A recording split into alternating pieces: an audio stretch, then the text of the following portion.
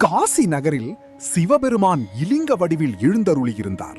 அந்த புனித தலத்தில் துர்வாச முனிவர் தினமும் மிகவும் பக்தியுடன் சிவபெருமானை வழிபட்டு வந்தார். ஒரு நாள் வழக்கம் போல் பூஜை செய்து கொண்டிருந்த போது வானில் இருந்து ஒரு புனித தாமரை மலர் அவரது தலையில் விழப்போனது. உடனே முனிவர் அதை மரியாதையுடன் தன் கையில் ஏந்தி கொண்டார். அது சாதாரண மலர் அல்ல, சிவபெருமானின் திருமேனிக்கு சமர்ப்பிக்க வேண்டிய புனித மலர். அதே நேரத்தில் தேவர்களின் அரசனான இந்திரன் தனது வெள்ளை யானையான ஐராவதத்தின் மீது அமர்ந்து துர்வாச முனிவரை தரிசிக்க வந்தான். இசைகள் முழங்கின, தேவ கன்னியர்கள் கவரி வீசினர். கழுற்றின் மீது அமர்ந்த இந்திரன் முனிவரிடம் பணிவுடன் வணங்கினான்.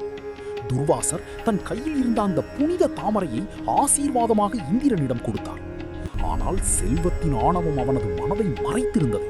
அந்த மலரை இரு கைகளாலும் மரியாதையுடன் பெற்றுக்கொள்ளாமல் அலட்சியமாக தட்டிவிட்டான். தாமரை மலர் கீழே விழுந்து ஐராவதத்தின் தலையில் விழுந்தது. என்ன நடக்கிறது என்று புரியாமல் ஐராவதம் அந்த மலரை தனது காலால் மிதித்தது. அந்த காட்சியை பார்த்த துர்வாச முனிவரின் முகம் கோபத்தால் சிவந்தது. உடனே அவர் கூறினார், சிவபெருமானின் திருமேனிக்கு அர்ப்பணிக்க வேண்டிய மலரை அவமதித்தாய். உன் செல்வச் செருக்கு அழியட்டும், உன் மகுடத்தின் பெருமையும் குறையட்டும் என்று இந்திரனை சபித்தார். பின்னர் ஐராவதத்தை நோக்கி, நீ 100 ஆண்டுகள் காட்டில் காட்டு யானையாக அலைந்து திரிவாய் என்று சாபம் வழங்கினார்.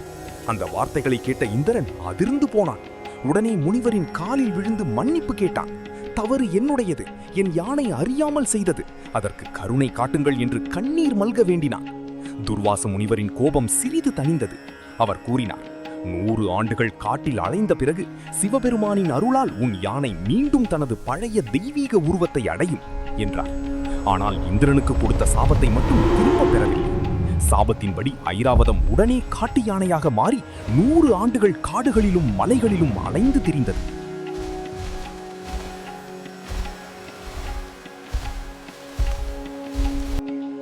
காலம் கடந்தது.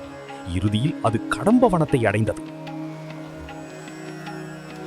அங்கே இருந்த பொற்றாமரை குளத்தில் நீராடியதும் அதற்கு மீண்டும் தனது பழைய வெள்ளை தெய்வீக உருவம் கிடைத்தது. மிகுந்த மகிழ்ச்சியுடன் குளத்திலிருந்து புனித நீரை எடுத்துக்கொண்டு சிவபெருமானுக்கு அபிஷேகம் செய்து பக்தியுடன் வழிபட்டது.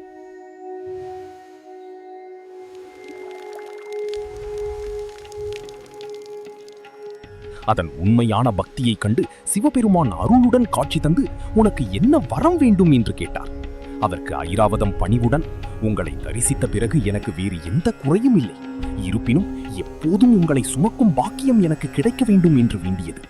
அதன் பக்தியை கண்டு மகிழ்ந்த சிவபெருமான், அப்படியே ஆகட்டும். 8 திசை யானைகளோடு சேர்ந்து உச்சி திசையின் 9வது யானையாக நீ என்றும் என்னை சுமப்பாய் என்று அருள்வாக்கு வழங்கினார். சிவபெருமானை வணங்கி விடைபெற்ற ஐராவதம் வழியில் விநாயகப் பெருமானையும் வணங்கியது.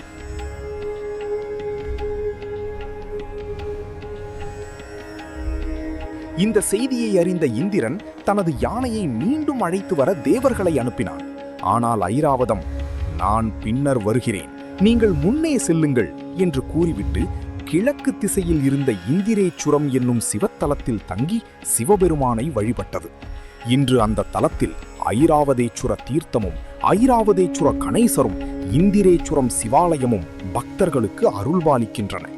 இந்த தலங்களை பக்தியுடன் தரிசிப்பவர்கள் இம்மையிலும் மறுமையிலும் நன்மை பெறுவார்கள் என்று புராணங்கள் கூறுகின்றன. இந்த கதை நமக்கு சொல்லும் மிகப்பெரிய பாடம் என்னவென்றால், இறைவனுக்காக அர்ப்பணிக்கப்படும் எந்த பொருளையும் அலட்சியப்படுத்தக்கூடாது. அகந்தை மனிதனை வீழ்த்தும். ஆனால் மனம் திருந்தி உண்மையான பக்தியுடன் இறைவனை அடைந்தால் சாபம் கூட அருளாக மாறிவிடும். ஹர ஹர மகாதேவ.